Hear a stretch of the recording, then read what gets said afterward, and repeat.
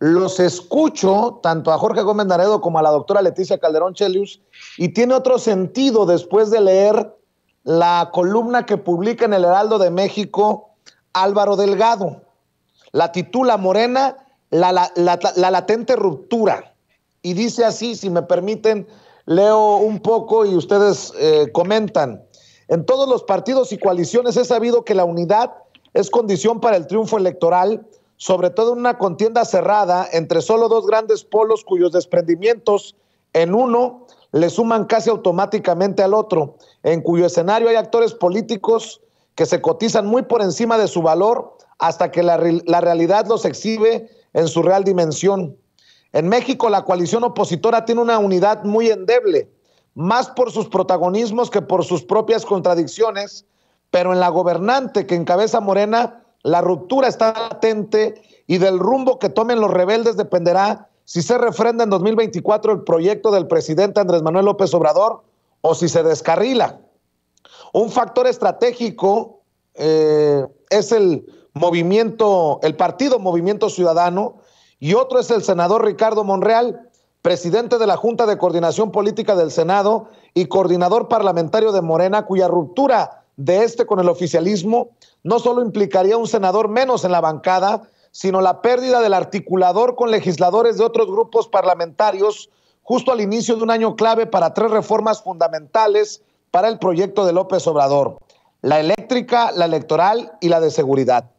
Con astucia, pero también con mucha autoestima, Monreal está encareciendo su salida de Morena por renuncia o por una anhelada expulsión, en la idea de que puede ser el factor que defina la contienda presidencial en 2024. La operación electoral contra candidatos de Morena en la elección federal de junio, a través, pero no solo de Fuerza por México, la exigencia de que sea mediante una elección abierta el método para definir al candidato presidencial de la coalición gobernante y el impulso para desaparecer los poderes en Veracruz por el encarcelamiento de Manuel del Río Virgen a capricho de Dante Delgado, jefe del partido Movimiento Ciudadano, van perfilando una ruptura que se da como un hecho en Morena y en el gobierno. ¿Cómo ven lo que escribe Álvaro Delgado? Querida doctora, empiezo contigo. Bueno, pues Álvaro tiene como una panorama muy interesante de la política mexicana y hace aquí esta radiografía de lo que él percibe como una ruptura interna de Morena, que ya hemos visto en un sentido de esta parte donde si no hay oposición, y yo ahí diría que hemos insistido mucho tiempo en esto de la polarización, que en realidad está mucho más concentrada al interior mismo de Morena o de este movimiento ampliado, que con una oposición de la que hablábamos, bueno, pues no acaba ni siquiera de dibujarse en términos de propuestas concretas. Pero bueno, y fíjate que aquí hay algo que a mí me parece bien interesante y es,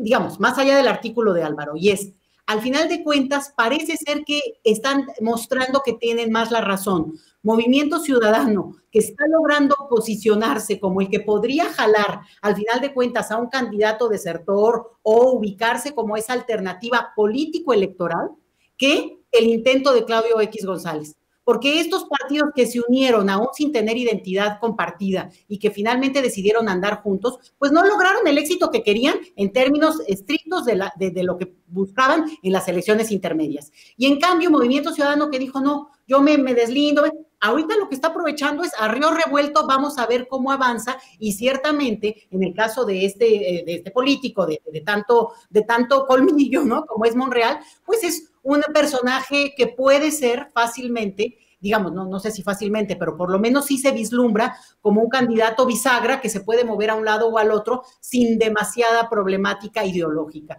Entonces, a mí me parece que estamos viendo también probablemente cómo se dibujan nuevos actores políticos formales en términos de partidos, en términos de cómo se fortalecen, y ahí podría haber una deserción interesante a quienes han apoyado hasta ahora un movimiento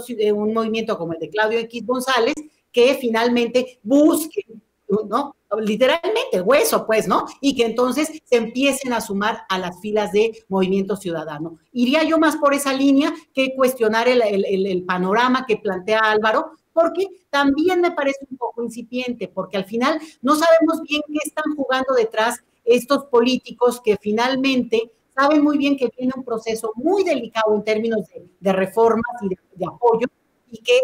presentarse desde este momento como potenciales, digamos, opositores al interior, bueno, pues va a ser muy interesante cómo vendan su amor aventureros. Ahora, una cosa